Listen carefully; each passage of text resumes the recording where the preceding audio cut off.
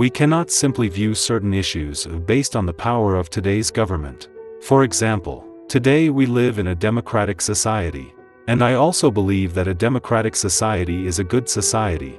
I believe that our future society would also be a democratic one. Today, we live in a generally peaceful society, and the means of governance are limited.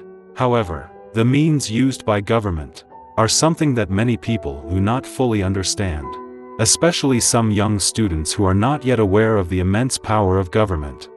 I will give two examples. During the Middle Ages, the Catholic Church ruled Europe for 1,000 years. As we know, today's Western civilization originates from the classical civilization of Greece. During the period of Catholic domination, the greatest achievements of Greek classical civilization were unknown, because they were suppressed. How did the Renaissance come about? The Renaissance occurred because during the Crusades, many ancient texts were brought back from the Arab regions. After these texts were translated, Europeans discovered the greatness of their ancestors, such as rationalist philosophers like Socrates, Plato, and Aristotle, and great scientists like Archimedes and Ptolemy. Before that, they had forgotten or did not know about them. Why did they forget or not know? Because the feudal church suppressed them. I will give another example from China.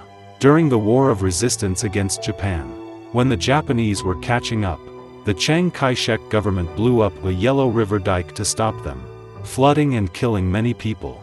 It drowned many Chinese, but it also slowed down the Japanese attack. In peacetime, we would never think of such measures, because so many people were drowned. How could we think of it? But in a time of life and death, many things can be done.